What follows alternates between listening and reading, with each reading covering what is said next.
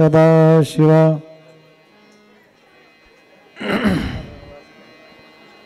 परब्रह्मद्वय आनंद वैभवा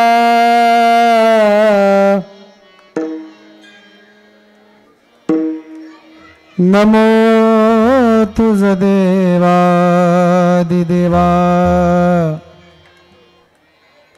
परमेश्वरा जगद्गुरु आता नमो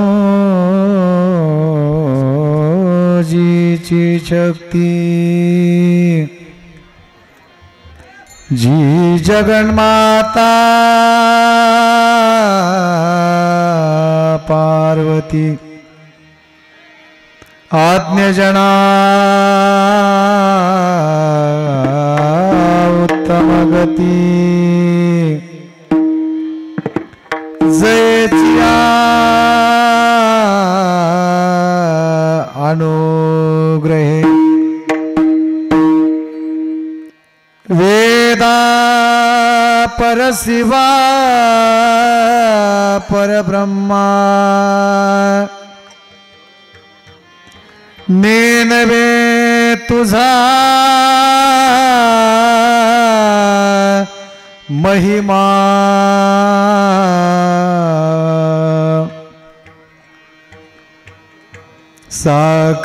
साकार होवो नियामा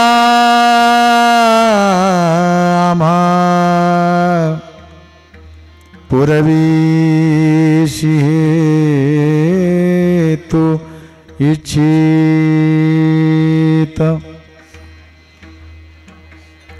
श्री सद्गुरु कृपे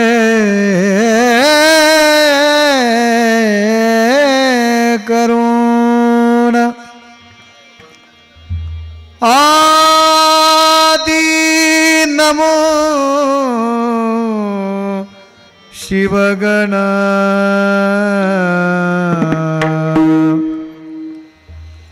जे का अमर सर्वाहुन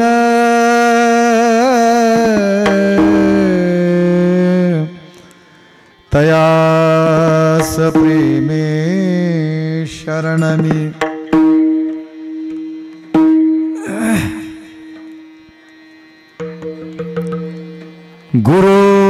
गुरुर्ब्रह्मा गुरुर्विष्णु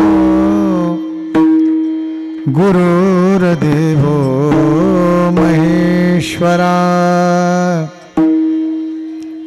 गुरु एक साक्षात परब्रह्म तस्मै श्री गुरवे नमः।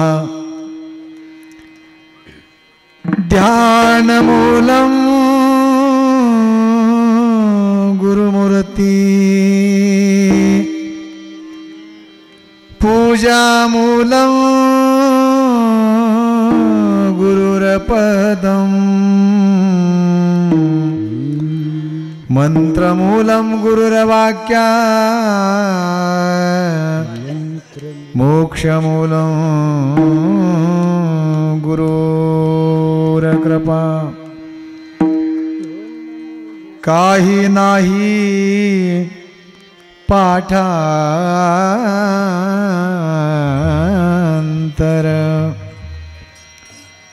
केवळ अन्यायी पामर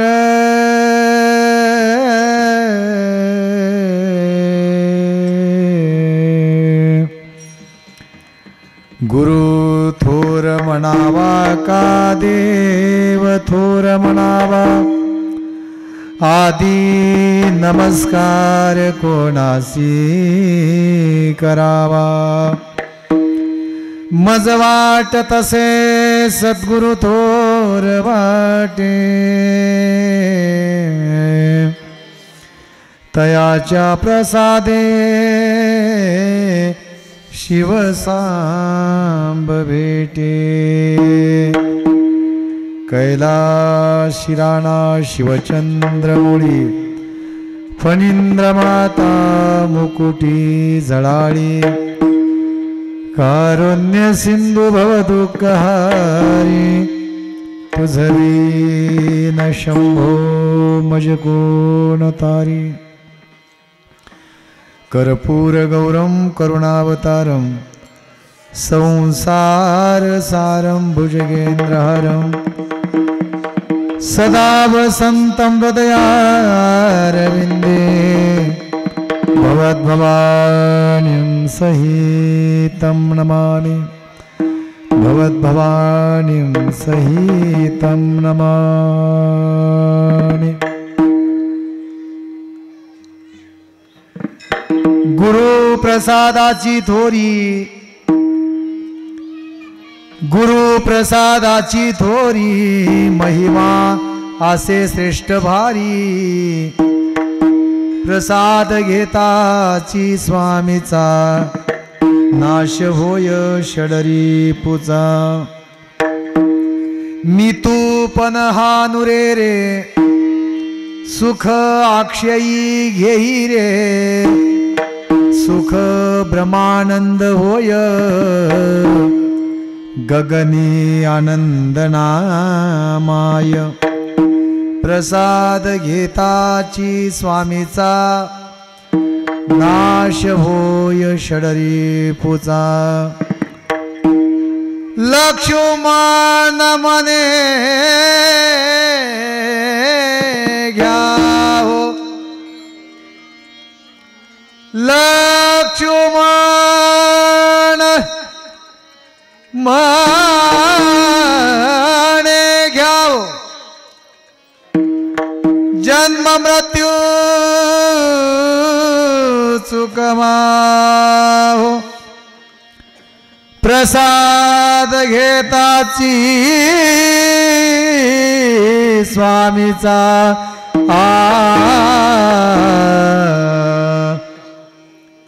नाश होय षडरी पुचा नाश होय षडरी पुचा पंचाचार्य करू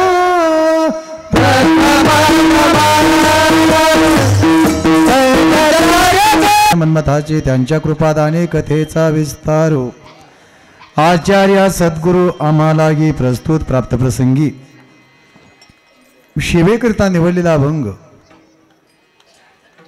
धोतर जोड्याची अष्टी सुप्रसिद्ध साधू श्री संत वैराग्य मूर्ती संत श्रेष्ठ लक्ष्मण महाराजांचा उत्कृष्ट असा गुरुप्रसादाचं महत्व प्रतिपादन करणारा 5 चरणाचा अभंग सेवेकरता निवडलेला आहे। शिवा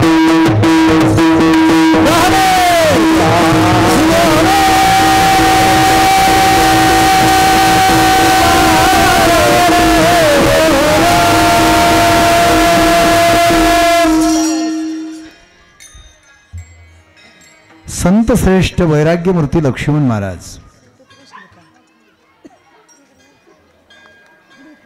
पया शांत बसा। माझी तुम्हाला विनंती आहे, जोपर्यंत तुम्ही शांत नाही बसणार ना तोपर्यंत अभंगाचा मतीत भावार्थ तुम्हाला कळणार नाही, प्रसादाचं महत्व तुम्हाला कळणार नाही। म्हणून जिथं जागा भेटेल तिथं जशी जागा असेल तसं मी का सांगतो, तुम्ही जागा बघताय ना, बघू नका जागा। हे बघा, मागितल्याशिवाय मिळत नाही, मागितल्याशिवाय मिळत नाही, चावल्याशिवाय गिळत नाही आणि ऐकल्याशिवाय कळत नाही। बरं, सेवा करायची असेल तर वेळ बघू नका, प्रसाद घ्यायचा असेल तर चव बघू नका आणि कीर्तनात बसायचं असेल तर जागा बघू नका. शिवहर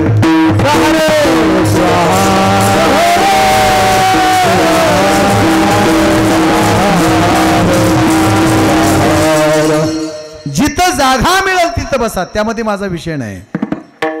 कीर्तन ऐकायचं असेल तर कीर्तनात जागा बघू नये माणसानं, सेवा करायची असेल देवाची तर घड्याळ बघू नये, आणि प्रसाद घ्यायचा असेल तर त्याची चव बघू नये. चव जागा मिळाली तिथं बसा. सालावाताप्रमाणे चालत असलेला नामयज्ञ याही वर्षी दिव्य भव्य अशा प्रकारचं नयन मनोहर डोळ्याचं पारणं फिटावं असा हा कार्यक्रम आहे.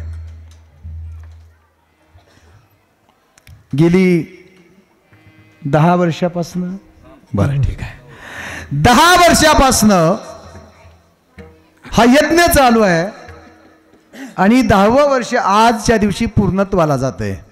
लक्षात यायलंय, आज सांगतेचा दिवस आहे. बरेच जण म्हणतात समाप्ती आहे, म्हणतात समाप्ती.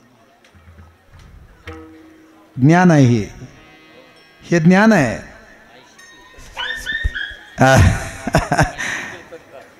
हे ज्ञान आहे आणि ज्ञानाचा कधी शेवट नसतो. म्हणून शेवट ज्ञानाचा नाही, शेवट तुमचा आमचा होत असतो. बरं का, माझं म्हणणं कळतंय तुम्हाला. याला सांगतेचा दिवस म्हणतात, याला प्रसादाचा दिवस म्हणतात. शेवटचा दिवस ज्ञानाला कधीच नसतो. ज्ञान हे अखंड गंगेप्रमाणे वाहत असतं, ते ज्ञान असतं ज्ञान. आणि त्या ज्ञानाचा हा वाहत असलेला झरा आज 10 वर्षाच्या पूर्णत्वाकडे जातोय. हा सांगतेचा दिवस आहे, प्रसादाचा दिवस आहे. प्रथमतः गावाचं ग्रामदैवत श्री भीमाशंकर भगवान परमात्मा, मंगलमूर्ती श्री गणेश, कपिवर्य महारुद्र हनुमंताला नतमस्तक होऊन उपस्थित प्राप्त प्रसंगी सर्व माझे गुणीजन गायक, कार्यकारी मंडळ, सप्ताह कमिटी मंडळ, अध्यक्ष, सचिव, उपाध्यक्ष, कार्यकारी मंडळ, गावातील प्रतिष्ठित नागरिक, जे आतापर्यंत कीर्तनाला आले नाहीत ते, जे आल्यानंतर वट्यावर बसले ते, वट्यावर बसून पाय खाली सोडले ते, उठून जाऊ नका बरं, हां फक्त पाय वरी घ्या. जे पाय खाली सोडून बसले ते, जे हाताची घडी घालून बसले ते, जे हात मोकळे सोडून बसले ते, ते कधीच कीर्तनाला येत नाहीत, ते आल्यानंतर रिकाम्या पायानं जात नाहीत ते, नाही काही जास्त बोललो का, बरं ठीक आहे. आणि मग कीर्तनामध्ये बसल्यानंतर टाळी वाजवीत नाहीत ते सरपंच, उपसरपंच, तंटामुक्ती अध्यक्ष, पोलीस पाटील, सर्वांच्या प्रतिष्ठित नागरिकांच्याही उपस्थितीला माझा शरणोशरणार्थी. नमस्कार. गुणीजन मंडळी उपस्थित आहे. गायनाचार्य, मृदंगाचार्य, आचार्य, प्राचार्य, नाही का, बरीचशी मंडळी उपस्थित आहेत. गायनाचार्य श्री शिवभक्तीपरायण परमस्नेही परमादरणीय स्वप्नीलजी महाराज या ठिकाणी उपस्थित आहेत. गानकोकिळ आमचे गजानंदजी महाराज उपस्थित आहेत. तसंच ज्यांच्याकडे पाहिलं की असं वाटतं की आमचा सुद्धा मुलगा असाच गाणारा निघावा, वाजवणारा निघावा, नाही का, अशा पावलांनी युक्त मस्तपैकी भजन करणारा निघावा, गाणारा निघावा वाटतो की नाही. पण आमचा गाणारा काही निघत नाही, पण पिणारा नक्कीच निघतो. झालं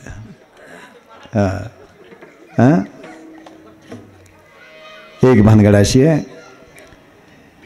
आज उद्याची भावी पिढी एक सुंदर अशा प्रकारचं ज्यांचं व्यक्तिमत्व आहे, त्यांच्याकडे बघितलं की काहीतरी आदर्श घेण्या इतकं त्यांचं जे कौतुक आहे. ही चिमुकली चिमुकली बाळं नाचतायत, पावलं खेळतायत, गोड मधुर असं रंग भरतात. हे एवढं श्रेय याच मातीमध्ये जन्माला आलेले रत्न श्री शिवभक्तीपरायण परमस्नेही परमादरणीय माझे गुरुबंधो कृष्णाजी महाराज भोसले, संजीवनी वारकरी शिक्षण संस्था आळंदी देवाची. इथं खूप मोठं त्यांनी एक आख्यायिका निर्माण केली आणि उद्याचं भविष्य घडवण्याचं काम ज्यांनी केलं त्यांनाही माझा विनम्र अभिवादन आहे. या ठिकाणी अतिशय गोड वादन ज्यांचं आहे असे आमचे आदर्शजी भुजबळ या ठिकाणी उपस्थित आहेत. त्याही दादाला माझा विनम्र अभिवादन आहे.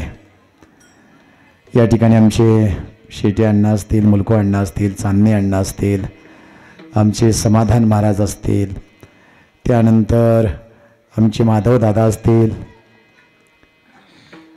हार्मोनियम वादक मुलको आप्पा शेटे, भागवत अण्णा शेटे. आजपर्यंत कुठे गेलते मग? हां, विचारायची वेळ आली म्हणून म्हणायलो. जे कधीच नाही आलेत ते आज आलेत ते असं म्हणलं ना मी. हां, भागवत अण्णा शेटे असतील, त्यानंतर बरीचशी मंडळी उपस्थित आहेत. आता इकडं आमचे पांचाळ सर आहेत, त्यानंतर अण्णासाहेब आहेत. कोण म्हणले? बरं, पंचक्रोशीतून आलेले भाविक भक्त, भजनी मंडळ, माता पिता, बंधू आणि भगिनी. एक भक्तीचा पताका, भक्तीचं रहस्य सर्वांच्या हृदयापर्यंत जावं आणि अवघं विश्वच शिवमय व्हावं, हे कार्य ज्यांनी झपाट्याने केलं. असं ते प्रसाराचं माध्यम जर कोणतं असेल तर ती यूट्यूब चॅनल आहे. आणि या ठिकाणी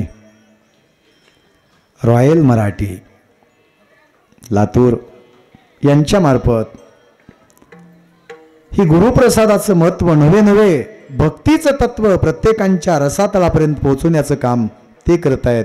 म्हणून त्यांचं एकदा टाळ्या वाजवा. जिथे जिथे धर्माला ग्लानी येईल ना, तिथे तिथे प्रस्थापित करून पुन्हा धर्मजागृतीचं काम, स्वतःचं जीवन समर्पित करून कापुराची वाती उजळली ज्योती, ठाईची समाप्ती झाली. कापूर हा सर्वस्वाने पेटतो, अस्तित्व काहीच उरत नाही पण सुगंध शिल्लक राहतो. तसं ज्यांचं जीवन सुगंधित आहे असे परमस्नेही परमादरणीय माहेश्वर मूर्ती, धर्मकार्य ज्यांच्या हातात आहे असे आमचे शंकर महाराज जायफळकर या ठिकाणी उपस्थित आहेत. त्यांचंही या ठिकाणी मनपूर्वक अभिनंदन अभिनंदन अभिनंदन. एकदा टाळ्या वाजवूया आपण. विषय असा आहे, प्रस्तुत या ठिकाणी प्राप्त प्रसंगी आता जर कुणाचा नाव उल्लेख राहिला असेल तर क्षमा मागतो. आणि या ठिकाणी माझ्या कीर्तनाला काय करतो? सुरुवात करतो. बरं झालं एवढं तरी म्हणले. हे बघा, आशिया खंडाचे गुरु, जम्बूद्वीप भारताचे गुरु, महाराष्ट्राचे गुरु, तुमचा जिल्हा धाराशिव जिल्ह्याचे गुरु, कोण तालुक्याचे गुरु, तुमचे गुरु, त्यांचे गुरु, यांचे गुरु, यांचे गुरु, त्यांचे गुरु, यांचे गुरु, यांचे गुरु, त्यांचे गुरु, माझे गुरु, आणि इथून पुढे कीर्तन सुरू. शिवहर शिवहर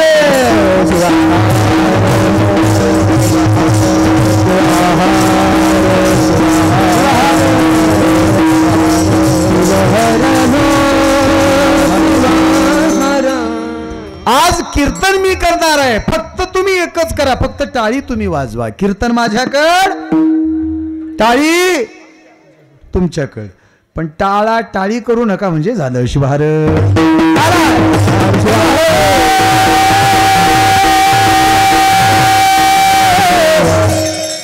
कीर्तनामध्ये बसल्यानंतर जो करतो टाळा टाळी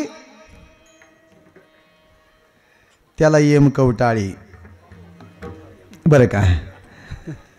म्हणून मी म्हणतो कीर्तनामध्ये बसल्यानंतर टाळी वाजवत चला. चला, प्रस्तुत प्राप्त प्रसंगी सेवेकरता निवडलेला अभंग शिवसंत वैराग्य मूर्ती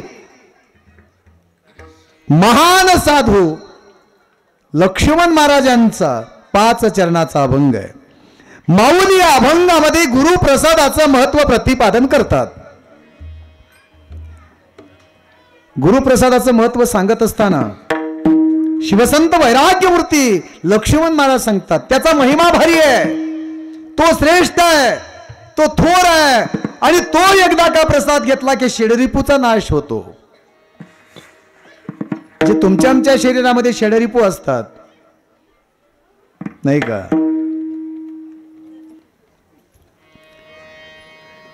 जन्मोजन्मी त्या षडरिपूने तुम्हा आम्हाला पुन्हा पुन्हा त्या मृत्यूला कारणीभूत आणि पुन्हा जन्माला कारणीभूत तेच ठरलंय नाही का. ज्या षडरिपूने आतापर्यंत तुम्हा आम्हाला या चक्रामध्ये गुंतवलंय, या चक्रामध्ये गुंतवणाऱ्या षडरिपूचा नाश होतो असं महाराज म्हणतात. त्याचा महिमा भारी आहे, थोर आहे, श्रेष्ठ आहे आणि तो जर प्रसाद आम्ही घेतला तर षडरिपूचा नाश होतो. पण मी म्हणण्यामुळे जो देव बाहेर गेलाय, दूर गेलाय किंवा जवळ असलेला देव दिसत नाही, ती मीपणा गेला की तिथे मात्र अक्षय सुखाची प्राप्ती असंही महाराज सांगतात. बर मी आणि तू गेला, अक्षय सुखाची प्राप्ती झाली. मग महाराज म्हणतात एवढ्यावर नाही जमत. सत चिदानंद वेगळा, आनंद वेगळा, परमानंद वेगळा आणि ब्रह्मानंद वेगळा. ब्रह्मानंदाची व्याप्ती सांगतात महाराज. काय म्हणतात, सुख ब्रह्मानंद झाले आणि गगनीय आनंद नमाय. सुख ब्रह्मानंद होय आणि गगनीय आनंद नमाय. मग हे कशाने होतं तर गुरुचा प्रसाद घेतल्याने होतं. मग त्या गुरुची महती वर्णन करणारा 5 चरणाचा अभंग सेवेकरता निवडलेला आहे. शिवहर ऐकणाऱ्याला गोड लागलं पाहिजे, सांगणाऱ्याला उत्साह निर्माण झाला पाहिजे आणि त्याची भूक तुम्ही आम्ही लागल्यानंतर ते अमृत सेवन केलं पाहिजे. त्या अमृताचा प्रसंग म्हणजे आजचा प्रसादाचा दिवस आहे. बरं ठीक आहे, असू द्या. चला, मनुष्य जन्म प्राप्त झाल्याच्या नंतर गुरुचं महत्व माऊली या महान साधूंनी या अभंगामध्ये प्रस्थापित केलंय. दुधाचं मंथन करता तुम्ही. इकडं ऐका, मी काय म्हणतो इकडं ऐका. दुधाचं मंथन करतोय आपण. तुम्ही मंथन करताना माय, मंथन म्हणजे घुसळण करताना कशासाठी करता. दुधातलं लोणी बाहेर यावं म्हणून, त्याच्यातून सारभूत तत्व जीवनामध्ये प्राप्त व्हावं आणि त्या सारभूत तत्व तुपाचं दर्शन व्हावं म्हणून तुम्ही काय करता, मंथन करता. समजा दुधाऐवजी मंथन जर पाण्याचं केलं तर किती दिवसाला लोणी निघल. मी काय म्हटलं, दुधाऐवजी मंथन जर पाण्याचं केलं तर किती दिवसाला लोणी निघल. निघणार नाही. पण काय वाया जाईल, फक्त त्या माऊलीचे श्रम वाया जातील ना. बर चला, परमार्था वाचून जर आम्ही प्रपंचामध्ये सुख शोधण्याचा प्रयत्न केला तर किती दिवसाला सुखाची प्राप्ती होईल. नाही ना, नाही. कशावरून नाही, दुःख भांडवडी आहे हा संसार, सुखाचा विचार नाही कोठे. संसारामध्ये सुखाची प्राप्ती नाही. एक विषय आहे, दुधाचं मंथन केलं तर लोणीवर येतं, पण पाण्याचं मंथन केलं तर लोणीवर येत नाही, फक्त कष्ट वाया जातात. तसं महाराज म्हणतात, तुम्ही आम्ही प्रपंचामध्ये राहून जर खऱ्या सुखाची अपेक्षा घेत असताना परमेश्वर प्राप्ती व्हावं आणि जेणेकरून संसारातलं दुःख हरण व्हावं आणि तो परमात्मा प्राप्त व्हावा असं वाटत असेल तर संसारामध्ये सुख ही वस्तूच नाही. कशावरून,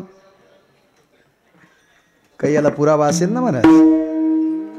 आहे. महाराज म्हणतात की संसारामध्ये सुखाची व्याप्ती नाही आहे, फक्त सुखाचा भास आहे. भास काय म्हटलं मी? सुखाचा भास आहे. आज नाही उद्या, उद्या नाही परवा, परवा नाही तेरवा, तेरवा नाही तेरवा, एवढं नाही का कळत? एखाद्या सासूला वाटतं सुनबाई आल्यावर सुख असेल, पण ज्या सासूनं सुनबाई केली आहे तिला विचारावं कितपत सुख आहे.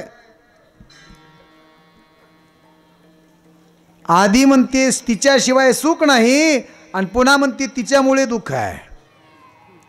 म्हणजे प्रपंचात सुख आहे का? नाही. जर प्रपंचात या संसारात या मायेच्या बाजारामध्ये जर सुख असतं तर पार्वतीचा पुत्र षडानन आलोच म्हणून गेले तर अजून परत आले नाहीत. बरं सुख असतं तर रामदास स्वामी बाहुल्यावरून पळून गेले नसते हो. माहित आहे का तुम्हाला रामदास स्वामी पळून गेलेले? मग आल्याला कुणाला माहित आहे का? नाही. का बरं आलं नसतील म्हणलं लाव.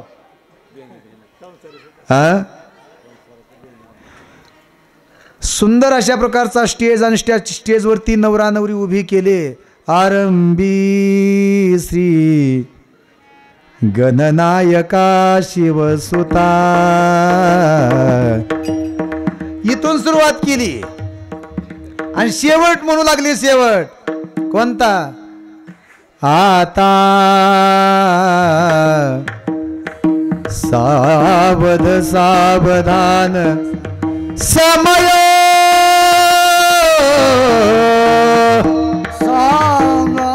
चित्ती स्मरा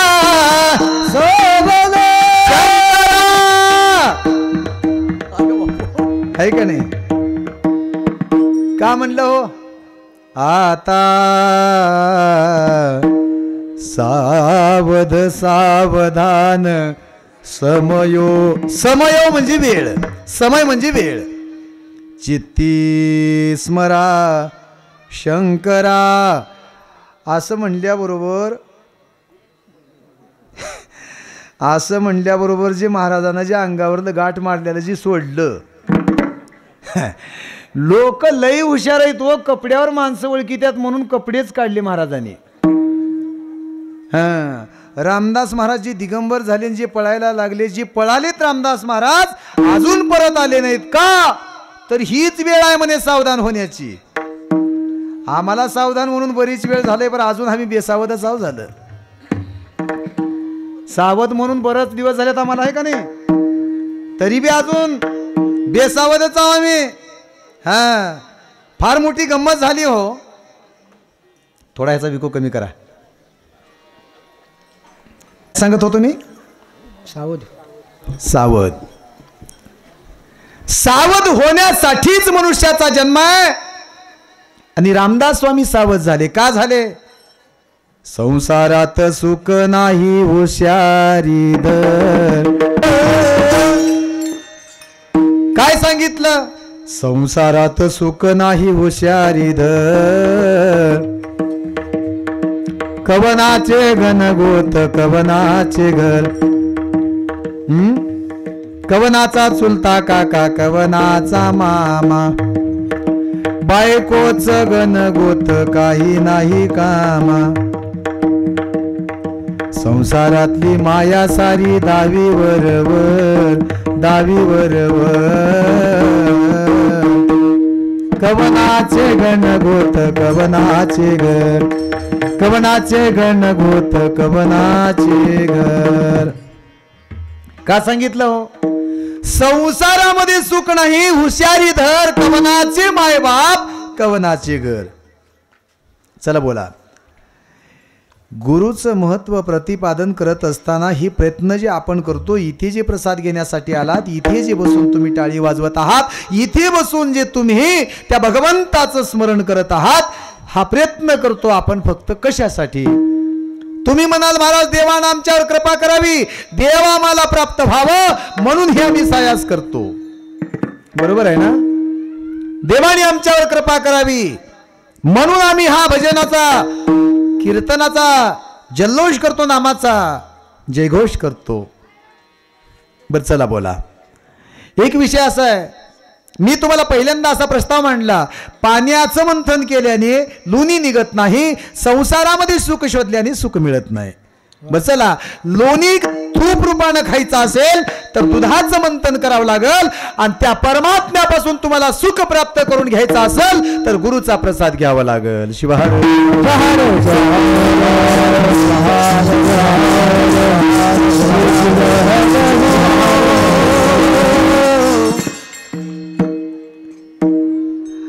आम्ही देव शोधित निघालोत. आता देव का शोधित निघाला? तुम्हाला माझं कीर्तन कळायलंय का? थोडे डोळे उघडून बसा, हा, झोपू नका बरं का. झोपलेल्या मावशीकडे बघितलं की मला त्या देवाचा राग येतोय. तुम्ही म्हणाल देवाचा कस काय येतंय? त्या देवाला मी म्हणत असतो, अरे एवढा रात्रंदिवस रात्री कीर्तनाहून आलो, 2 तास झोप नाही. माझी महाराजांची कथा एकच आहे, शंकर महाराजांची माझी कथा एकच आहे. त्यांनाही झोप नाही, मलाही झोप नाही. मग तुम्ही म्हणाल महाराज कशाच्या मागं लागला? फार भानगड आहे. तुम्हाला कोण झोपू नका म्हणाले का? पण तुम्ही मागं लागला कशाच्या? कोण म्हणलं? फार मोठी भानगड आहे. कदाचित विषय काय सांगत होतो लक्षात घ्या. ज्याच्या शोधामध्ये आपण फिरत आहोत, पण ती कुठं आहे नेमकं माहीत तरी पाहिजे की नाही? माणसाला माहीत पाहिजे का नाही? हो, आम्ही शोधू लागलो. कुठे शोधू डमरूवाला माझा शिव भोळा, कुठे शोधू डमरूवाला माझा शिव भोळा. नंदीवरी बैसुनी आला माझा गणनीळा, नंदीवरी बैसुनी आला माझा गणनीळा. चला आपण शोधू लागला, फिरू लागला, ते देव मिळाव, देव मिळाव, देव मिळाव. प्रयत्न चालू आहेत आपले. रात्रंदिवस आपण काबाड कष्ट करू लागला नाही. रात्रंदिवस चिंतन, रात्रंदिवस भजन, रात्रंदिवस जागर चालू आहे आपला. देव मिळावच म्हणून ना. मग मिळालाय का देव? का बरं मिळालं नसेल? देवच कुठं आहे माहित नाही हो आम्हाला. देव न मिळण्याचं कारण आहे की देवच कुठं आहे आम्हाला माहित नाही. कुठं आहे देव? देव कुठं आहे? देव म्हणलं मी. देव सांगू लागला. देव एक म्हातारं म्हणलं शरपंजीवर पडलं होतं आणि शेवटच्या घटिका मोजला. मी काय म्हणत होतो? तुम्ही ज्याच्या शोधार्थ एवढी वनवन फिरू लागला तो देव कुठं आहे असं म्हटलं मी. बरोबर आहे तुमचं. चला, देव कुठं आहे? देव बर माहीत आहे का देव आहे इथं म्हणून? तरी तुम्ही शोधता. बरं जाऊ द्या, माहीत असलेलंच बघावं, त्याच्या मागं लागावं का? जे माहीतच नाही, दिसलंच नाही त्याच्या मागं लागावं? तुमच्याकडे कसं आहे? जे बघितलं त्याचं वर्णन करावं का जे बघायलाच नाही त्याचं वर्णन करावं? बघितलेल्याचं. आता तुम्ही बायको बघितलाव का नाही? बघितली नाही का अजून? बघणार आहेत का नाही? मग बरं जाऊ द्या. बघितलंय त्याचं वर्णन करावं का नाही बघितलंय त्याचं करावं? आता ही तुम्ही सिस्टम बघितली म्हणून त्याचं वर्णन करू शकता, नाही बघितल्यावर नाही करू शकत. बरं जाऊ द्या. सुख व्हावं ही भावना प्रत्येकाची आहे. असं कोणी आहे का या मंडपामध्ये? मज लागी दुःख व्हावे ऐसे कोणी भाविना जीवे, न वांछिता दुःख पावे येणे न संभवे स्वतंत्रता. मज लागी दुःख व्हावं असं कोणी मागणार आहे का इथं? मला दुःख व्हावं, माझ्याकडे दारिद्र्य यावं, मला रोग व्हावा असं कोणी मागितलंय का आतापर्यंत? रोगी सुद्धा देवाकडे म्हणतो की मी रोगमुक्त झाला पाहिजे. म्हणजे काय मागतोय? सुख. मग सुख मागताय तरी वाट्याला दुःख येतं का? एक विषय लक्षात घ्या. तुम्ही मागताच कुणाकडे हे कळणार गेले, मागताच कुणाकडं हे कळणार गेले. आता विषय लक्षात घ्या. मला प्रसादाकडे जायचंय. एक विषय असा आहे, तुम्ही ज्याच्या शोधार्थ निघालात तो देव कुठं आहे असा मी तुमच्या समोर एक प्रश्न ठेवला. कुठं आहे देव? महाराज म्हणतात, शोधिसी मानवा राऊळी मंदिरी नंद तो देव आपुल्या अंतरी शोधिसी मानवा राऊळी मंदिरी नंद तो देव आपुल्या अंतरी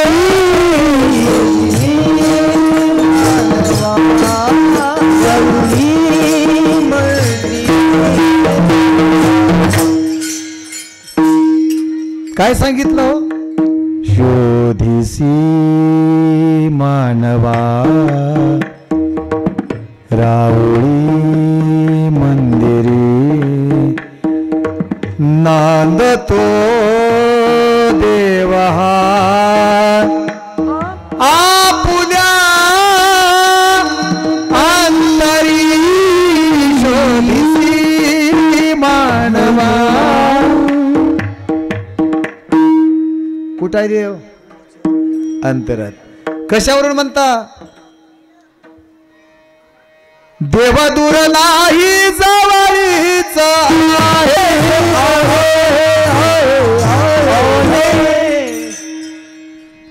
कस्तुरी हरणीच्या नाभीत आहे. कुठं आहे? कुणाच्या? हरणीच्या. पण कस्तुरी नाभीत आहे हे ज्ञान नसल्यामुळं ती अज्ञानपणामध्ये वनी उपवनी शोधू जाय. अवस्था कशी आहे? कस्तुरी नाभीत आहे पण तिच्याकडे आहे याचं ज्ञान नसल्यामुळं अज्ञानाचं पांघरण घेतलं आणि ती वनावनानं फिरू लागली. कशासाठी? कस्तुरीसाठी. पण ज्यावेळेस फिरून फिरून फिरून फिरून देह थकला आणि धरणीवर पडली त्यावेळेस तिनं मुंडकं आपल्या पायात घातलं तर तिथे सुगंध उठला. तिला कळलं, ज्ञान झालं. त्याचं काय ज्ञान झालं? अरे ज्याच्या शोधामध्ये मी वनवन फिरत होते ते दूर नाही माझ्या नाभीत आहे. कधी कळलं? हे मस्तक नमन केलं आणि तिथं शरण गेलं तेव्हा कळलं. बरोबर आहे ना? हा. मग तसं देव कुठं आहे? देव आहे, देव आहे हृदय मंदिरी शोधून पाहे. देव नटला नानापरी देव नटला नानापरी. कुठं आहे देव? देव हृदय मंदिरामध्ये आहे पण आहे याचं ज्ञान नाही. ते ज्ञान प्राप्त व्हावं म्हणून प्रसादाची गरज आहे. आणि त्या प्रसादाची महती कशी प्राप्त करतात? महती सांगतात प्रसादाची. तुम्ही म्हणाल महाराज गुरु प्रसादापेक्षा महती ज्याची कुणाची अशी श्रेष्ठ नाही का? त्याच्यापेक्षा कुणी भारी नाही का? त्याच्यापेक्षा कुणी श्रेष्ठ नाही का? त्याच्यापेक्षा कुणाचा महिमा उच्च नाही का? मी नाही म्हणत. गुरु संत साधू सांगतात की गुरुचा महिमा श्रेष्ठ आहे. कसं सांगू तुम्हाला? तुम्ही चंद्र बघितलाय का? चंद्र नाही. जागे आहेत का झोपल्यात म्हणावी? चंद्र बघितला का? चंद्र हो. मग विचारू का कसा असतो? काय महाराज हे काय विचारायचं असतं का? विचारूच नाही माणसानं पण विचारलो मी. तुम्ही चंद्र बघितला पण चंद्राची एक पौर्णिमा असते त्याला विशेष पौर्णिमा म्हणतात. कोणती पौर्णिमा असते ती? कोजागिरी. बरोबर आहे. कोजागिरी पौर्णिमेला तुम्ही दूध बासुंदी वगैरे वगैरे काय असेल ते असेल ते मी काय बोलत नाही. बासुंदी म्हणलं की लगेच इकडे असं एक राहिलेत ते. दूध वगैरे तुम्ही करता नाही का? बरं का करता दूध? दूधच का करता त्याचं काय कारण आहे? मी महती सांगतोय. मला प्रसाद सांगायचा आहे तुम्हाला. कोजागिरी पौर्णिमेला दूध हे मुख्य एक विशिष्ट अवस्थेमध्ये आपण दूध ठेवतो, बरोबर आहे ना? का ठेवतात दूध? मग त्याच्याऐवजी चहा प्यावा, नाही का कळालं तुम्हाला हे? बरं जाऊ द्या, मी तुम्हाला असं थोडं उलटून पालतून बोलून बघतो. दादा, लग्नामध्ये नवरदेवाला हळद का लावतात? आई, हळद लागली आहे का नाही? नाही, लग्नामध्ये नवरदेवाला हळदच का लावतात? दादा, काळं मीठ लावावं, नाही वाटलं तर लाल मिरची लावावी, नाही जमत मग ते जर तेवढं जास्त त्रास होत असेल तर हिरव्या मिरच्याचा ठेसा लावावा, नाही का जमत? मग हळदच का? काय कारण आहे? मग मी म्हणत होतो चंद्र गुरुपौर्णिमेला दूधच का? काहीतरी कारण असतील ना त्याच्या पाठीमाग. बरं जाऊ द्या, का लावतात गुरुजी हळद? हा, का कळावा? नवरदेव कळावा असं कळत नाही का? बर जाऊ द्या. एकदा फार मोठी गंमत झाली. कीर्तन चालू होताना मला एकाने प्रश्न केला, महाराज थांबा म्हणे, कीर्तन थोडं बाजूला ठेवा, पण मला एक सांगा, नवरदेवाला हळद का लावतात?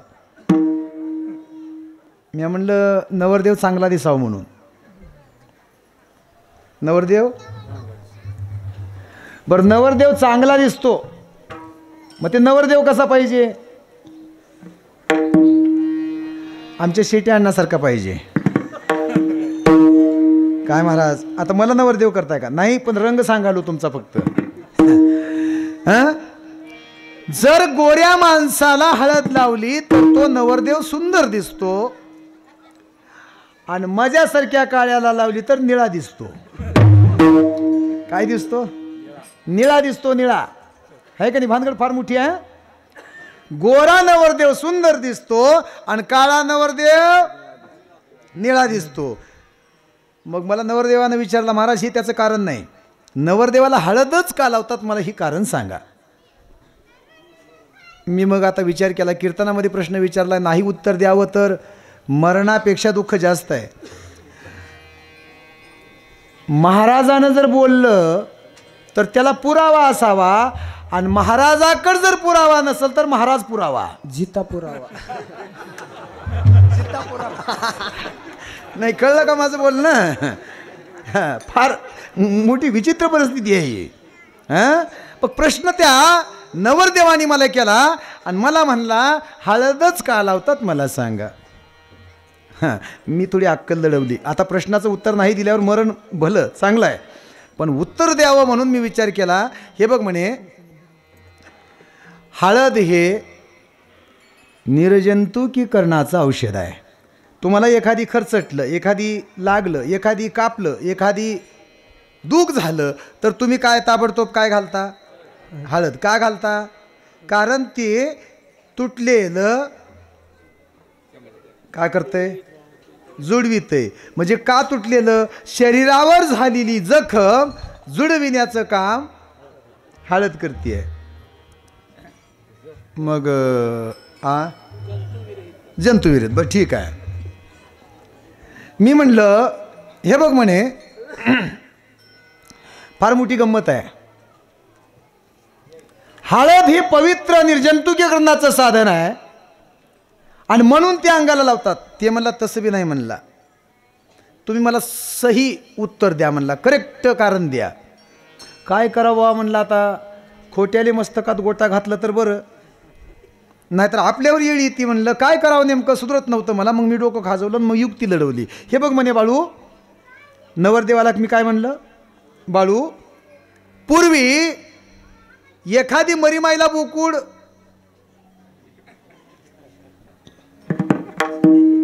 ही बी तुम्हाला कळालं नाही का? मरीमाईच्या समोर बोकुड ज्या वेळेस बळी द्यायचा त्यावेळेस बोकुड आणायचा, त्याला मस्तपैकी आंघोळ घालायची आणि मग त्याला ताटामध्ये हळदीचं पाणी करायचं, मग त्याला थापे मारायचे, आहे का नाही? मग त्या बोकडाले हलकी लावून गावभर फिरवायचं धडधडंग ततडंग धडधडंग ततडंग धडधडंग ततडंग. एक दिवस हा बुकुड फिरविला की दुसऱ्या दिवशी त्या मरीमाईच्या जवळ बुकुड न्यायचा. हे कळलं की तुम्हाला. नवरदेवाला म्हणलं हेही तसंच आहे. कसं आहे हेही तसंच आहे. ते म्हणला कसं काय बघ म्हणे. जसा बोकडाला आंघोळ घातली तशी ह्या बोकडाला आंघोळ घातली, तशी हळद लावली तशी या बोकडाला, आणि या बोकडाला हळद लावली मग डीजी लावून गावभर याची मिरवणूक काढली. दुसऱ्या दिवशी मरीमाई जवळ नेली आणि त्या मरीमाईला सांगितलं माय आजपासून हा बुकुड तुझाच आहे. तेव्हापासून जी बुकुड माईच्या आज्ञेत राहिलाय तर अजून शब्द बोलणार उरपाटी. बरं हे जाऊ द्या, थोडा विनोद बाजूला ठेवा. हळद का लावता त्याचं कारण सांगतोय. झालेली जखम दुरुस्त करणं हे निर्जंतुकीकरणाचं औषध म्हणजे हळद आहे. तसं लग्न ही जखम आहे आणि ती जास्त मोठी होऊ नये म्हणून हळद लावतात. कळालं का हळद? हा कळालं नाही का? हळद का लावतात कळालं का नाही? मी सांगत होतो गुरुपौर्णिमेच्या दिवशी त्याचं प्रतिबिंब दुधात पडलं की ते दूध जर एखाद्या टीबी झालेल्या माणसानं जर पिलं तर त्याची टीबी दुरुस्त होते. एवढं अमृत त्या चंद्राच्या प्रतिबिंबात आहे. हे खोटं नाही सांगत मी. आजही सांगायलो शास्त्र वर्णन करतंय की चंद्राच्या प्रतिबिंबाचं अमृत जर दुधात पडलं आणि ते जर एखाद्या टीबी झालेल्या माणसानं पिलं तर कालांतराने त्याची टीबी दुरुस्त होते. एवढी ताकद त्या चंद्राच्या प्रतिबिंबात आहे. म्हणजे त्याच्यामध्ये काय आहे? गुरुपौर्णिमेच्या दिवशी अमृत योग आहे म्हणून त्याची टीबी दुरुस्त होते. बरं जाऊ द्या. आता एखाद्या माणसाला टीबी झाली आहे आणि त्या माणसानं अमावस्येच्या रात्री जर 12 वाजता दूध ठेवलं आणि म्हणला चंद्रदेवा काही करा, म्हणला मला त्रास होतोय, मी आता आहे क्षणामध्ये नाही, अशी माझी अवस्था आहे, काही करा पण माझी टीबी घालवायचं आहे, तुम्ही अमृत वर्षाव करा, असं जर अमावस्येच्या दिवशी म्हणलं तर चंद्र अमृत वर्षाव करील का? नाही करणार. चंद्राच्या प्रतिबिंबामध्ये अमृत आहे पण अमावस्या दिवशी ते प्राप्त नाही. याचा अर्थ ते सद्गुरूच्या कृपेतून कमी आहे. कळतंय का माझं बोलणं तुम्हाला? चला बोलू आपण. आता तुमच्या ज्वारीला पाऊस पडावा अशी अपेक्षा आहे. काही जणांचं असं मत आहे ज्वारीला पाऊस पडावा, एखादी पाणी पडावं, माझी ज्वारी चांगली यावी असं म्हणणं आहे तुमचं. मेघराजा श्रेष्ठ आहे, काय म्हणलं मी? वरुण राजा श्रेष्ठ आहे, पण आज तुमची अपेक्षा आहे आज पाऊस पडू शकतो का? तसं नाही ना. मग समजा आता संध्याकाळी अंधार पडला, अचानक डीपीमध्ये स्फोट झाला आणि एखाद्या माणसाला नित्य प्रकाशाची गरज आहे, त्या माणसानं सूर्यदेवाला आव्हान केलं, देवा काही करा पण मला प्रकाश द्या. संध्याकाळी सूर्यप्रकाश देतो का? सूर्याचा महिमा श्रेष्ठ आहे, वरुण राजा भारी आहे आणि चंद्र थोर आहे. मी काय म्हणलं? भारी आहे, थोर आहे, श्रेष्ठ आहे, पण हे संध्याकाळी देऊ शकत नाही, तो अमावस्येला देऊ शकत नाही आणि मेघराजा आता पाणी पोळ देऊ शकत नाही. हे जसं श्रेष्ठ आहे, भारी आहे, महिमा आहे, श्रेष्ठ जरी असले तरी ते सद्गुरूच्या कृपेतून कमी आहेत. म्हणून महाराज म्हणतात त्या गुरुच्या प्रसादाची थोरी महिमा भारी आहे. माझं बोलणं कळायलंय का? कीर्तन कळणं फार महत्वाचं आहे. हा चला मग आता गुरु कुणाला म्हणावा हा माझा पहिला प्रश्न आहे. गुरु कोण गुरु? पोटासाठी संत झाले गलित बहुत. आता भगवत धारण केलं की गुरु, पांढरे कपडे घातले की गुरु, 2-4 अभंग पाठ झाले की गुरु, माझ्यासारखं 2 तास बोलता आलं की गुरु, तुम्हाला काही कळत नाही गप्प बस म्हणणारा ती बी गुरुच हो, त्याला कुलगुरू म्हणावं. मग कळायचं वय कोणतं आहे म्हणावं तुमचं? लहानपणी माय म्हणते का नाही रे तुम्हाला, उगा बस रे तुला का कळतंय असं म्हणते का नाही? माझ्याकडे ऐकून लाव का नाही? लय तळतळ करायला लावू नका बरं. माझ्याकडे ऐका, माय का म्हणतो ती तुम्हाला लहान असताना, माय का म्हणतो ती, उग बस रे, कळत नाही तुला, मधी मधी बोलत जाऊ नको, उग बस रे असं म्हणतो ती बारीक असताना. आणि मोठं झाल्यावर बायको म्हणली, मग तुझं कळायचं वय कोणतं आहे म्हणलं, हा कळायचं वय कोणतं आहे, फार मोठी भानगड आहे. जीवनामध्ये तीच प्रसंग व्यक्त करत असताना साधू तुम्हाला सांगतात की तुला गुरु कुणाला म्हणावं हे तरी कळावं.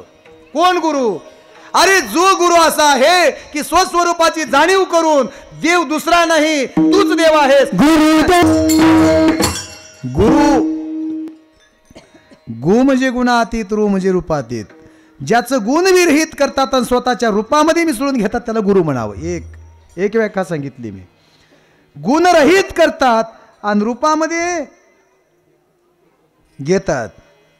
ज्योत से ज्योत जगाते चलो, प्रेम की गंगा बहाते चलो. एका ज्योतीनं दुसऱ्या ज्योतीला पिटिवलं. लहान मोठी कोणती कसं सांगता येईल तुम्हाला? समजा तुमच्या समोर एक 5 पंत्या ठेवल्यात आणि एक अगोदर पिटिवल्या आणि त्या पंत्यानं 4 पिटिवल्यात आणि ती सगळ्याच एका जागी ठेवल्या आणि तुम्हाला म्हणलं त्याच्यातली मोठी कोणती, कसं सांगचाल? सांगता येत नाही. आपण सारिके करीती तात्काळ, नाही काळ वेळ तया लागी. अरे गुरु कोणाला म्हणावं? देवोनी आपुली निज दृष्टी, ब्रह्मची दाविली सृष्टी. गुरु राजा प्राण विसावा माझा, तो मज आठवतो.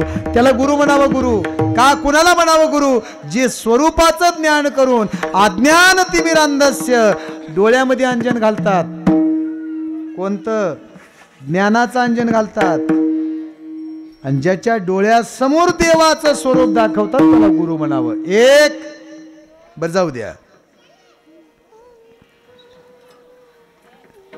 गुरुच्या कृपेनं प्रसादानं मी काय म्हणालो? एक विषय लक्षात घ्या. आता गुरु सांगत असताना कोण गुरु? गुरु नाना कळेची असती, एक बोडकेची वैसविती, एक लोलुपता दाविती रंभेची. एक म्हणतात जागेचं उठूच नको, एक म्हणतात डोळे झाकून बस, एक म्हणतात कंदमुळे खा, एक म्हणतात जठा वाढव, आणि एक मुंडन करायला लावतात आणि मग बसायला लावतात आणि मग सांगतात. नाना प्रकारचे नाना गुरु आहेत. पण असे गुरु जगामध्ये भरपूर आहेत. पण गुरु कुणाला म्हणावं? ज्याने आत्मस्वरूपाशी जीवाशी मिळवणी केली त्याला गुरु म्हणावं. त्याला गुरु म्हणावं. पण फार मोठी भानगड आहे. गुरुची महती सांगत असताना महाराज म्हणतात गुरु तोच असू शकतो. कोण गुरु? श्री गुरु सारिका अष्टपाटी राखा, इतराचा लेखा कोण करी, कोण करी. श्री गुरु सारिका नाही का? गुरु वेगळा, श्री गुरु वेगळा, सतगुरु वेगळा आणि जगद्गुरु वेगळा. जगाचा प्रश्न जगद्गुरु, सतस्वरूपाची ओळख सद्गुरु, समर्थ श्री गुरु आणि वेळोवेळी मार्गदर्शन करतात ते गुरु. पण महाराज म्हणतात गुरुप्रसादाची थोरी, महिमा असे श्रेष्ठ भारी.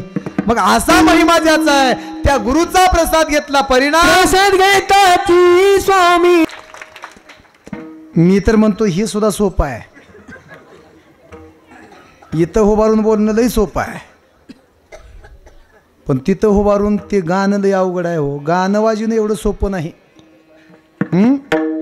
बरं झालं तुम्ही न म्हणता टाळ्या वाजवलेत, कौतुक तुमचं. हां, वाजवा तुमच्यासाठी एकदा टाळ्या. जाऊ द्या. प्रसाद घेताची स्वामीचा. प्र म्हणजे परमेश्वर, सा म्हणजे साक्षात, द म्हणजे दर्शन. परमेश्वराचं साक्षात दर्शन ज्याच्या कृपेने होते त्याला प्रसाद म्हणतात. कळालं? प्रसाद कळाला? परमेश्वर, प म्हणजे परमेश्वर, सा म्हणजे साक्षात, द म्हणजे दर्शन. ज्याच्या कृपेतून परमेश्वराचं साक्षात दर्शन त्याला प्रसाद म्हणतात. बरं, हा प्रसाद आपल्या जीवनामध्ये घ्यावाच लागतो का? हो. महाराज म्हणतात ज्याला मनुष्य योनी प्राप्त झाली आहे त्या जीवानं हा प्रसाद घ्यावा. का म्हणून घ्यावा? तर शेवटची पाळी एक मनुष्य जन्म. अजून एक सांगू, नरतनु हेची मुक्तीचे माहेर, किती वारंवार प्रार्थू आता. ज्यांनी ज्यांनी प्रपंचाचं बंधन अंगावर घेतलंय त्याला त्याला प्रसाद घ्यावं लागेल असं महाराज म्हणतात. बरं जाऊ दे, ऐका इकडे ऐका, ते काय थोडं वाजवू नका मला त्यांना. हा काय चालू आहे ऐका. ज्यांनी ज्यांनी प्रपंचाचं बंधन मानावर घेतलंय त्याला प्रसाद घ्यावा लागेल. कसं सांगतो तुम्हाला, लग्नामध्ये मांडव घालतात का तुमच्याकडे? कशाचा राहते? हा एरंडीचा. वाह, कशाचा राहते ते? एरंडाचा राहते आहे का नाही? बरं, मांडव एरंडाचा राहते आणि एरंडाच्या मांडवात ज्याच्यावर बसून आंघोळ घालतात ते का राहते? जू राहते. जू. ते जूच का बरं घालतात? मग लाकूड ठेवावं एखादी, मोठं वंडका ठेवावं, वंडक्यावर बसून आंघोळ घालावर जूच का बरं ठेवत्यात? दोघाला जुपायचं राहतंय ते. लय मोठी पार्श्वभूमी आहे हो प्रत्येकाच्या. हा का सांगतो मी, ऐका लक्षात घ्या. मांडव कशाचा आहे? एरंडाचा आहे. बरं जाऊ द्या. तुमच्याकडे ते का म्हणतात त्याला? खोंड म्हणतात का? खोंड. खोंड गाईच्या वासराला खोंड म्हणतात. समजा 10-12 गाई तुमच्याकडे आहेत आणि त्याच्यामध्ये एक खोंड आहे. का आहे? खोंड आहे. घरून सोडलं, रानात नेलं, दिवसभर चाललं आणि संध्याकाळी दावणीवर आणलं. अण्णा गप उभारतंय का? उभारत नाही. धराय गेलं की इकडून इकडं पळतंय, इकडून इकडं पळतंय, इकडून इकडं पळतंय, इकडून दिवसभर खाल्लंय तरी मी तसं करते होते. मालक हुशार राहते लई. मालक काय करते माहिती आहे का? हिरवळीची एक पिंडी, गवताची काहीतरी पिंडी घेते आणि त्याला म्हणते ये, हे बघ ये, ये असं म्हणते जवळ, असं ये ये ये म्हणलं की ते थोडं थोडं थोडं जवळ जाते आणि असं ती हिरवळ तोंडाजवळ गेलं की गप मन धरतंय. झालं गप मन धरतंय आणि त्याला गुतवितंय. का करतंय? गुतवितंय आणि पक्क पुन्हा बिरड मारून सुतवितंय. आणि एक बार का सांगणार हो का, एक बार गुतविलं सुतविलं की जन्मभर पुन्हा कुतवितंय. चल चल, कसं आहे? हा चल, माग सरकायला बघ, चल. मग मागून हिरवळीला बघून सापडले, त्याला गुतविलंय, कुतविलं, जन्मभर कुतविलंय. त्याचं नाव संसार आहे. हा काय त्याचं नाव? संसार आहे. आम्हाला बी ये ये ये असं गुतविलंय, असं गुतविलंय, पक्क त्या जुवावर बसून सुतविलंय आणि ती जू खांद्यावर ठेवून जन्मभर कुतविलंय. त्याचं नाव संसार आहे. कसलाय हा संसार? मांडव घातला एरंडाचा. कसलाय? एरंडाचा. एरंडाचा का घातलाय? महांडव. मांडव नव्हते, महांडव आहे. महांडव आहे. संत सांगू राहिल्यात हे महांडव आहे. ह्याच्या जर बुडालास रे वरी निघत नाहीस बघ, मरतूच. आई एवढं सांगू राहिल्यात तरी बी त्याची तिकडं वड नाही. का सांगू राहिल्यात संत? हे मांडव एरंडाच्या लाकडाचा आहे. किती बी ह्याचा गुराळ गाळला तरच निघणार दादा. किती बी काय केलास, गुराळ गाळलास तर ह्याचा गुळ तयार होईना. हे संसार म्हणजे एरंडाच्या लाकडासारखा आहे. म्हणून संत सांगतात जन्माला आलायस प्रसाद घे. मग कसा प्रसाद घ्यावा? प्रसाद घेतला की नाश व्हावा. कशाचा? काम, क्रोध, मद, मच्छर, दंभ आणि अहंकार. नाश व्हावा. नाश. मी तूपणा जावं, मी जावं, तू जावं. महाराज म्हणतात षडरिपूचा नाश झाला की काय होतंय? मी माझं, मी माझं, मी माझं. इथं गुंतलोत आपण. हे संसार आहे. ह्या संसारा मी आणि माझं हे बंधनाला कारण आहे. म्हणून महाराज म्हणतात मी आणि तू, मी तू हे दूर जावं. संसार कसा आहे? राजा दुखिया, प्रजा दुखिया, प्रजा दुखिया, सुखिया सुखिया कोई नहीं. है का नाही? जो देखे सो सुखिया बाबा दुखिया बाबा सुखिया नाही रे कोण. कोण आहे सुखी? कोणीच सुखी नाही, कोणीच. कोणाकडेही बघा पण सुख नाही. ते तुम्हाला माहिती आहे का? एकदा बाजारामध्ये विंची विकायला आलती. का विकायला आलती? इच्छे नकर शुद्ध बोललं की कळणार हो. माहिती ती मी एकदा पुण्याला कीर्तनाला गेलतो. महाराज तुम्ही दूध घेता का कॉफी घेता? आता हे आहे का? आता उग कुठल्याही शब्दावर अनुस्वार दिला की भाषा उच्चांकाला घडते. महाराज तुम्ही दूध घेता का कॉफी घेता? मी म्हणलं इंद्रियत घेतो.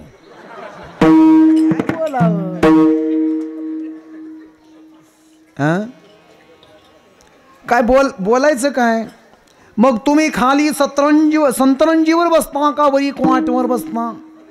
हे आहे का? कशावर बी टिंब द्यायचा. मी पुण्याला गेलतो महाराज.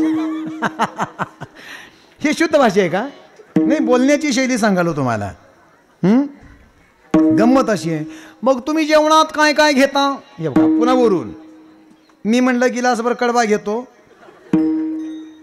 वाटीभर गवत घेतो,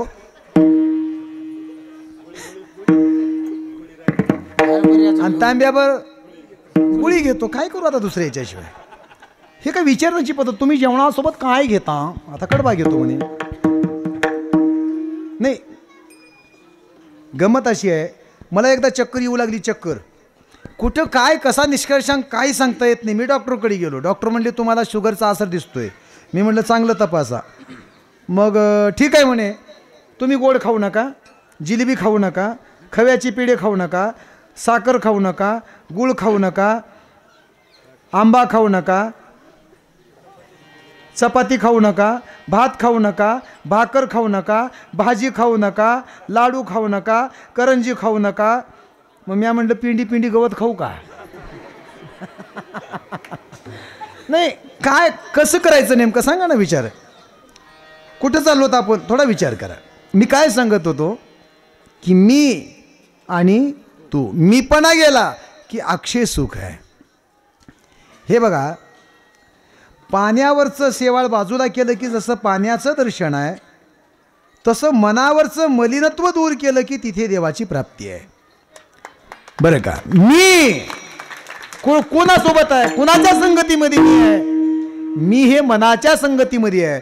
मनाच्या संगतीतलं मी पण गेलं की ते मनच भगवंताला अर्पण होतं आणि मग अक्षय सुखाची प्राप्ती होते. मग काही विषय आहे का? पण नाही. एकदा का ते सुख झालं, कसं होतंय महाराज? कपडे आपले, इस्त्री आपली, पैसे आपल्या खिशात, आपल्या अंगावर घातलाय आणि अपेक्षा दुसरी याची करू आहे. त्यानं मला माझे कपडे बघून मला शरणात करावं. कसं आहे? सुख आहे कुठं? आपल्यामध्ये. आणि आपण अपेक्षा कुठं करतो? बाहेर. महाराज म्हणतात हे बाह्यांगानं व्यापलेली ही संसाराची माया दुःखाची जनिती आहे.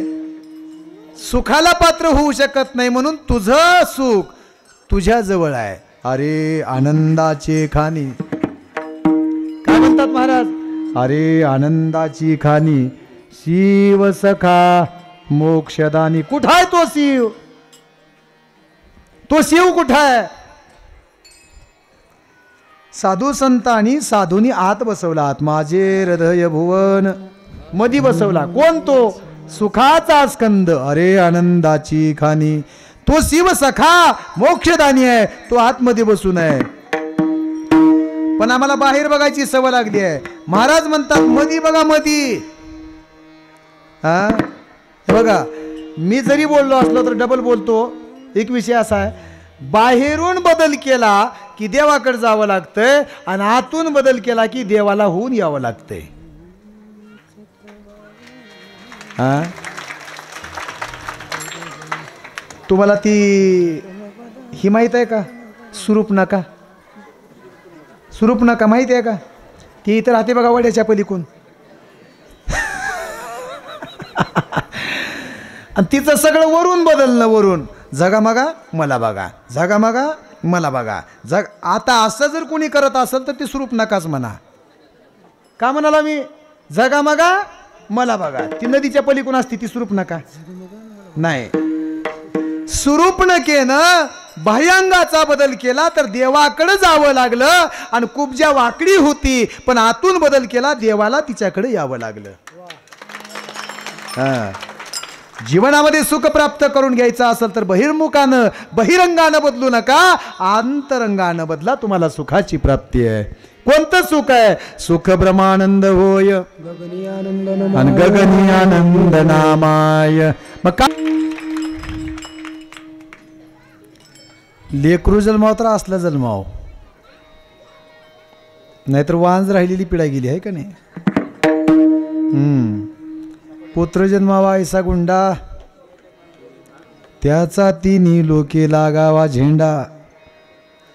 नाहीतर आताची लेकरं पुत्र जन्मावा गुंडा, त्याचा तिन्ही लोकी लागावा झेंडा. मायबापाच्या गळ्यात धोंडा, बायको समोर घोळतोय गोंडा. असली लेकरं आहेत आताची, काय करावं त्या लेकरावाला. त्याच्यापेक्षा वांज भरी म्हणाले हनुमंतराय म्हणाले, अरे मारुतीसारखा पुत्र जन्माला आला ही कितपत श्रेष्ठ आहे. जन्माला यावा तर माझ्या मारुतीसारखा यावा, नाहीतर वांज राहिलेली पिढा गेली, काय उपयोगाचं आहे. जाऊ द्या. महाराज म्हणतात घ्या. वेळ संपला. इकडे बघा, चलबिचल करू नका. वेळ संपलाय, कीर्तनही संपलंय. मला का नियोजनकर्त्याचं असं म्हणणं होतं 2 वाजता थांबा. बरोबर 2 वाजलेत. आता वाजलेत का नाही? मी तसं तर थोडं 1:30 वाजता 1:45 वाजता करावं म्हणत होतो, पण कार्यकर्ते म्हणाले की 2 वाजता थांबा. ठीक आहे, मग त्या अनुषंगाने मी 2 वाजता थांबलो आहे. चलबिचल होऊ नका. 1-2 मिनटं ऐका. तुम्हाला जास्त गडबड आहे प्रसादाची, त्याच्यापेक्षा मला जास्त गडबड आहे. मला आता इथून 200-250 किलोमीटर प्रवास करायचा आहे संध्याकाळच्या कीर्तनाला. रात्री कीर्तन करून सकाळी इथं 11-11:30 आलो आहे. उलीशी खिचडी खाल्लंय आणि आता तिथं जायचं आहे परत. हे सांगण्यासाठी तुम्हाला मी उभारलं नाही. थोडं ऐका. लक्ष्मण म्हणे घ्या हो जन्म मृत्यू चुकवा हो. महाराज म्हणतात तुम्ही प्रसाद घ्या, जन्म मृत्यू तुम्हाला चुकवायचं आहे. कारण मी घेतलाय, अनुभवानं सांगितलंय. अनुभव येई अंगा ते या जगा देतसे. अनुभवाशिवाय बोलता येत नाही. म्हणून साधूला अनुभव होता, म्हणून साधू तुम्हाला सांगतात घ्या. काय घ्यावं याचं कारण सांगतो. तुम्ही ज्याच्या आता हे सारांश सगळ्या अभंगाचा चरणाचा मी बाजूला ठेवतो, एकच चरण तुमच्या समोर ठेवतोय. महाराज म्हणतात घ्या. काय घ्यावा तर तुमच्यातला देव तुम्हाला जाणीव व्हावा म्हणून घ्यावा. एक पुजारी होता आणि भीमाशंकराच्या देवळात यायचा. एकच उदाहरण सांगतो बरं एवढं. पुजारी होता आणि देवळात यायचा. 108 बेलाची पानं व्हायचा. किती? 108 बेल वाहता का तुम्ही? वाता.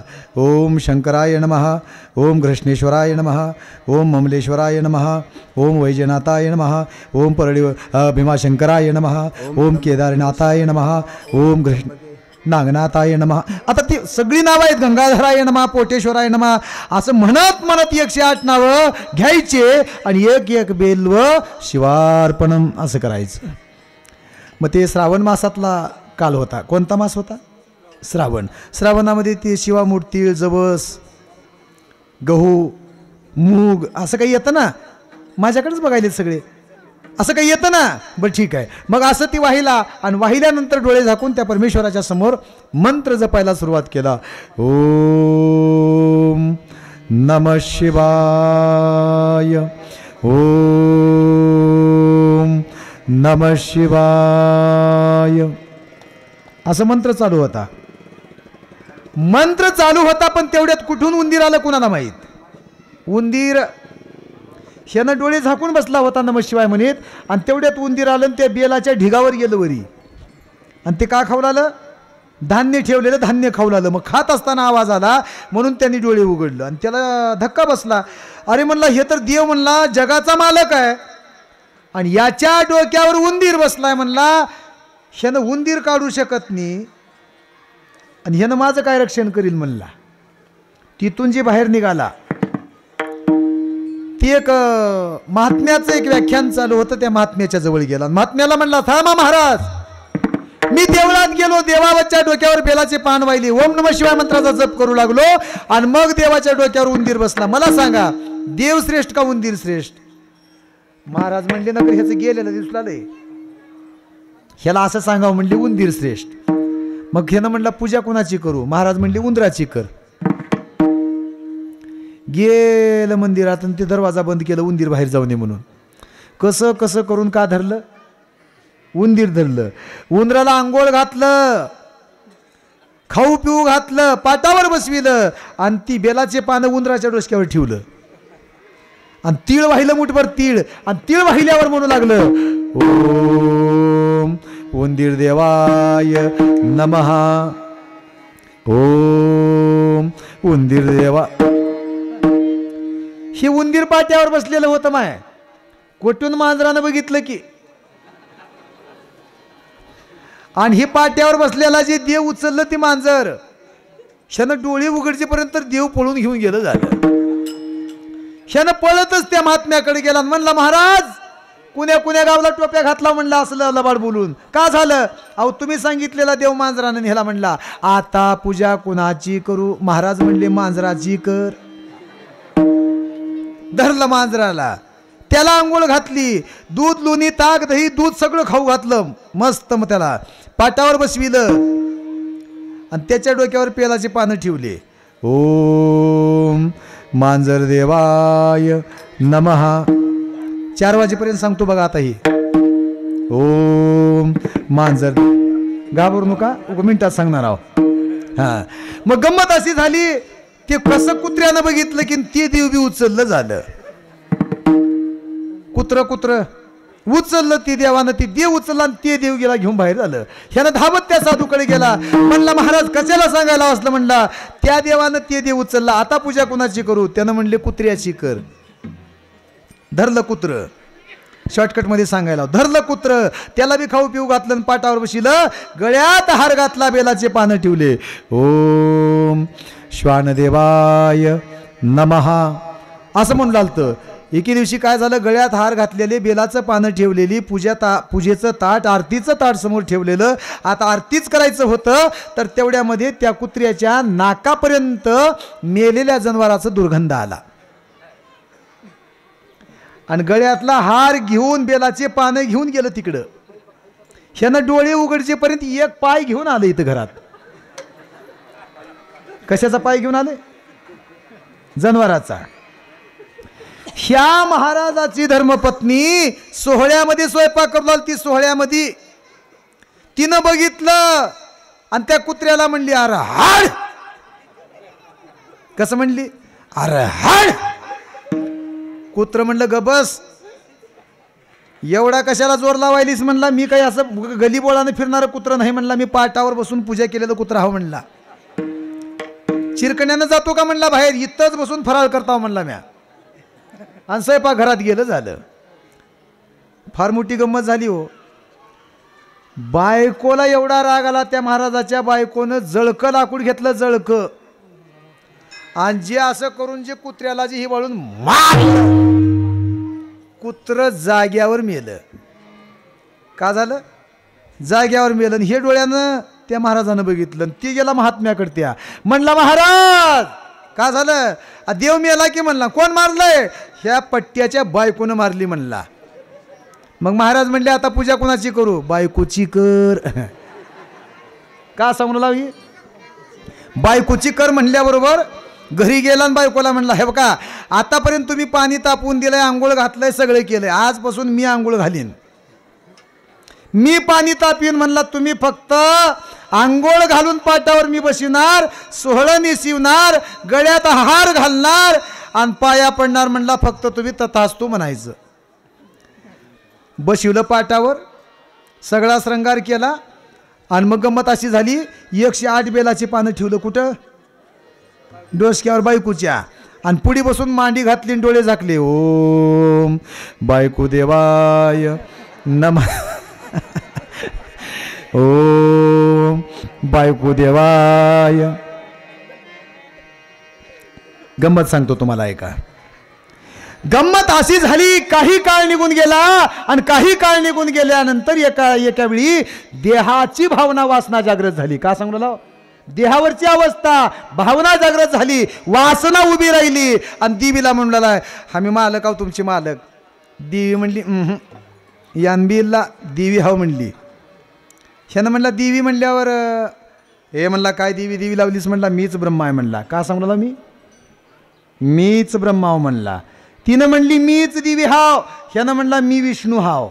त्यानं म्हणला मी देवी हाव. ह्यानं म्हणला मी रुद्र हाव. तिनं म्हणली मी देवी हाव. ह्यानं म्हणला देवी का लावलीस म्हणला. ह्याचा राग अनावर झाला आणि जे असं वरी करून जे मारलं का नाही, दाड म्हणून मारलं. जाग्यावर देवी थंड, जाग्यावर देवी थंड. पळतच गेला म्हणला महाराज देव मेला म्हणला. देवी मेली. कोण मारलंय? ह्या वाघानं मारलाय म्हणला. आता पूजा कुणाची करू? महाराज म्हणले ऐक शिष्या येतेची वर्म, तू स्वयं आहेस तू परब्रह्म. तूच देव आहेस हे तुला ज्ञान व्हावं, तुझी पूजा तूच कर. महाराज म्हणले तुम्ही देव आहेत, तुम्ही देव आहेत. तुम्हाला तुमचा देव तुमच्यातलं अस्तित्व जर तुम्हाला स्वरूपामध्ये जर पाहायचं असेल, लक्ष्मण मनी घ्या हो आणि जन्म मृत्यू सुखवा हो, प्रसाद घेताची स्वामीचा नाश होय षडरी पुचा. झालेली सेवा भगवंताच्या चरणी समर्पित करून पुनश्च एकदा तुमची माफी मागून वेळ संपला. त्या अनुषंगाने याच ठिकाणी राष्ट्रसंतांना शिवयोगी मन्मथ माऊलींना अनेक साधू संतांच्या दिव्य चरणाला अनंत कोटी प्रणिपात करून माफी मागतो आणि सेवेला पूर्णविराम. गुरुराज माऊली जय जय जय जय गुरुराज माऊली. आरळकर शाल श्रीफळ देऊन हे करतील.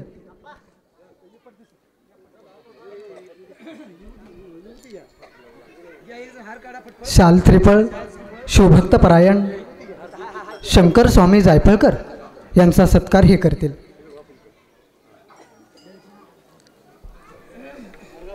त्याचबरोबर भीमाशंकर पंच कमिटी निस्वार्थ सेवा करणारे भीमाशंकर पंच कमिटी आपल्यासमोर मी नावं सादर करणार आहे.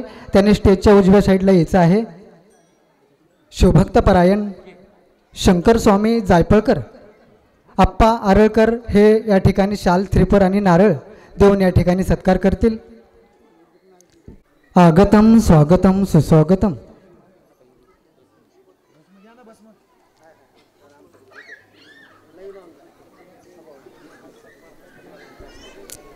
महाराजांचं टाळ्या वाजवून आपण स्वागत करायचं आहे. शिवभक्त परायण शंकर स्वामी जायफळकर निस्वार्थपणाने सेवा या ठिकाणी होत आहे. हार्दिक हार्दिक सोमय स्वागत. त्याचबरोबर अगदी 7 दिवस सुंदर अशी शिवकथा सांगितली. शिवभक्त परायण दयानंद महाराज नागापल्ले देवगर्जनकर यांचा शाल श्रीफळ आणि आयर स्वीकारून राजाभाऊ पंढरी मजगे हे त्यांचं स्वागत करतील. राजाभाऊ पंढरी मजगे शिवभक्त परायण दयानंद महाराज नागापल्ले देवगर्जन या ठिकाणी करत आहेत. त्याचबरोबर कमिटीना विनंती करतो, मन्मथ स्वामी जन्म उत्सवानिमित्त आज सलग 10 वर्ष या ठिकाणी सप्ताह सुरू आहे आणि 10 वर्ष कमिटीनं या ठिकाणी आपल्याला सहकार्य केलेलं आहे. म्हणून त्यांना मी विनंती करतो, सिद्धेश्वर धोंडीबा शेटे यांनी महाराजांच्या हस्ते स्वागत करायचं आहे. सिद्धेश्वर तात्या शेटे यांना विनंती करतो की त्यांनी स्टेजच्या उजव्या साईडला यायचं आहे. शिवभक्त परायण दयानंद महाराज नागापल्ले देवगर्जनकर सुंदर अशी 7 दिवस आपणाला या ठिकाणी शिवकथा त्यांनी श्रवण केलेली आहे आणि म्हणून त्यांचं स्वागत राजाभाऊ पंढरी मजगे हे या ठिकाणी करत आहेत. आगतम स्वागतम सुस्वागतम. टाळ्या वाजवून त्यांचं स्वागत करायचं आहे.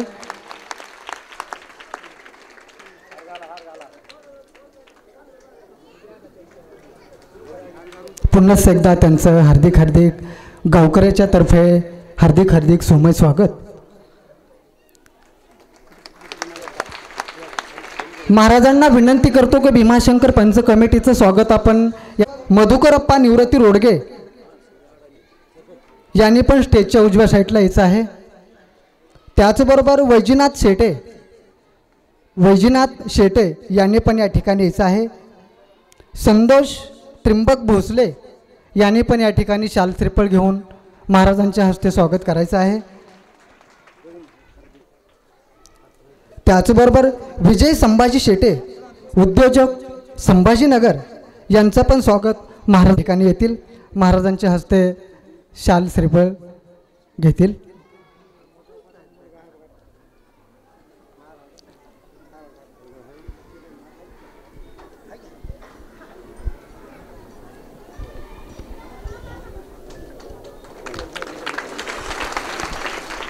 टाळ्या वाजवून त्यांचं स्वागत करायचं आहे.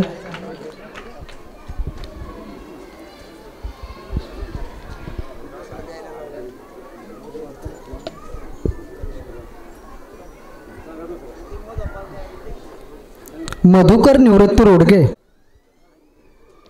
वैजनाथ शेटे, शिवभक्त परायण, दयानंद महाराज नागापल्ले श्रीफळ देऊन या ठिकाणी स्वागत करतील.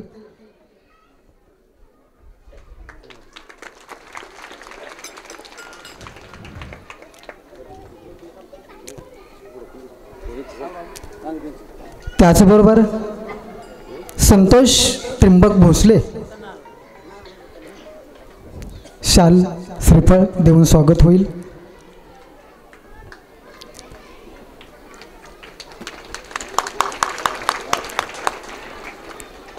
त्याचबरोबर नाना देशमुख पाटोदा यांचं सिद्धेश्वर हेशेट यांना विनंती करतो की मी त्याने श्रीफळ देऊन स्वागत करायचं आहे.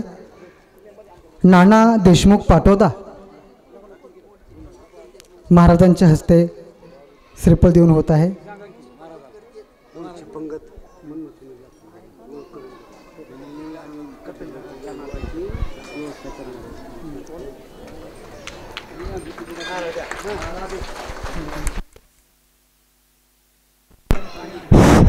नाना देशमुख किती वर्ष झालं?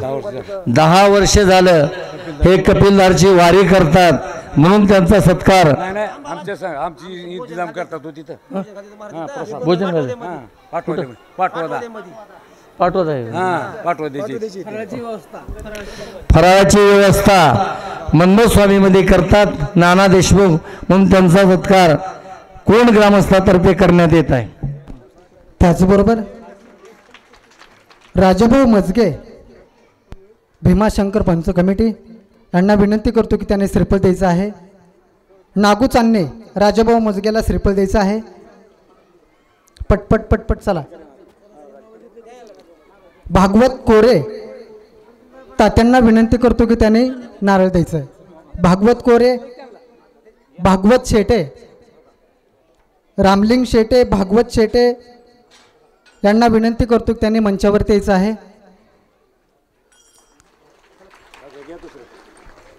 बसवेश्वर शेटे श्रीफळ देऊन स्वागत करायचं आहे. गणूराम शेटे, त्याचबरोबर अक्षय पोपट कोरे याने पण निस्वार्थपणानं सेवा अगदी 7 दिवस करत आहे, त्याचं पण स्वागत. राजूभाऊ मजगेंना विनंती करतो की त्यांनी श्रीफळ द्यायचं आहे. त्याचबरोबर भागवत कोरे यांना विनंती करतो की त्याने श्रीफळ घ्यायचं आहे.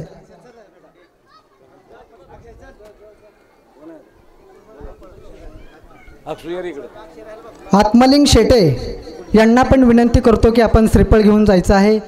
गेली 10 वर्ष सतत निस्वार्थपणाने या ठिकाणी सेवा करतात म्हणून त्यांना विनंती करतो त्याने श्रीफळ देऊन त्यांचं या ठिकाणी स्वागत होत आहे. हरिभक्त परायण समाधान महाराज गायकवाड यांना पण विनंती करतो की त्याने आपण श्रीफळ घेऊन जायचं आहे. त्याचबरोबर गायनाचार्य दोन्ही पण तर नावं नेली नाहीत, त्यांना पण विनंती करतो की त्याने श्रीफळ घेऊन जायचं. आदर्श भुजबळ मृदंगाचार्य यांना पण विनंती करतो की आपण श्रीफळ घेऊन जायचं आहे.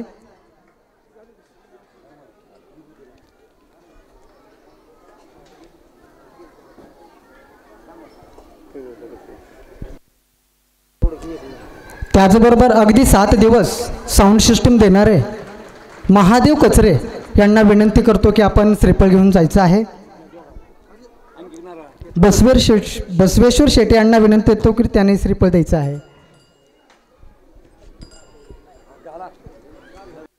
त्याचबरोबर अगदी 7 दिवस संजीवनी वारकरी शिव सांप्रदायिक विद्यार्थीचे शिक्षक शिवभक्तपरायण कृष्णा महाराज भोसले यांना विनंती करतो की त्यांनी श्रीफळ घेऊन जायचं आहे.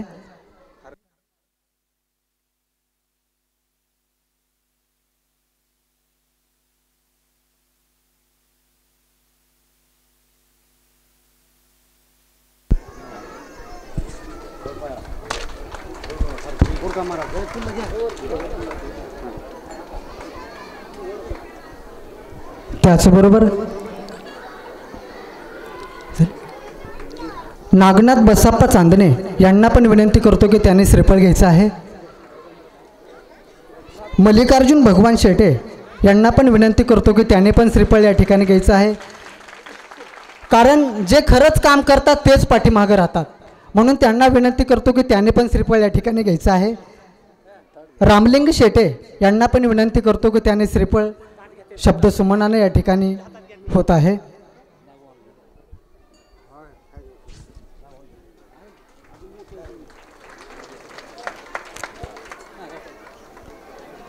रामलिंग शेटे महाराजांच्या हस्ते श्रीफळ देऊन या ठिकाणी स्वागत होत आहे.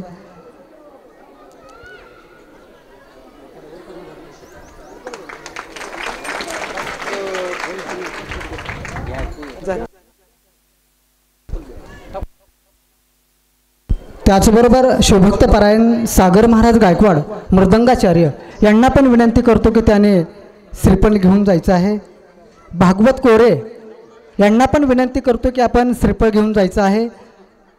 कोणीही श्रीफळ घेता राहू नये ही आग्रहतेची आणि विनम्रतेची सूचना आहे. आगतम स्वागतम सुस्वागतम. अखंड शिवनाम सप्ताह ग्रंथराज परमरस्य पारायण सोहळा आज या ठिकाणी या कार्यक्रमाची सांगता जवळजवळ संपन्न होत आलेली आहे आणि अवघ्या काही क्षणातच महाप्रसादाला सुरुवात होणार आहे.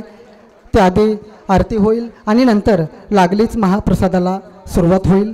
पुन्हा एकदा भाविक भक्तांचं देणगी देणाऱ्यांचं हार्दिक हार्दिक सोमय स्वागत. धन्यवाद.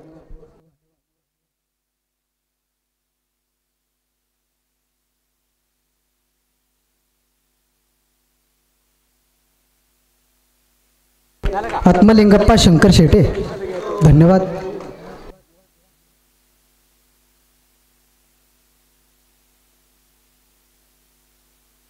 दिनकर कोरे यांचं या ठिकाणी श्रीफळ देऊन या ठिकाणी भीमाशंकर पंच कमिटीतर्फे स्वागत होत आहे. हरिभाऊ पांचाळ यांना विनंती करतो, पेटी मास्तर हरिभाऊ पांचाळ यांनी पण या ठिकाणी श्रीफळ घेऊन जायचं आहे. त्याचबरोबर कदाचित काही जणांचे या ठिकाणी सत्कार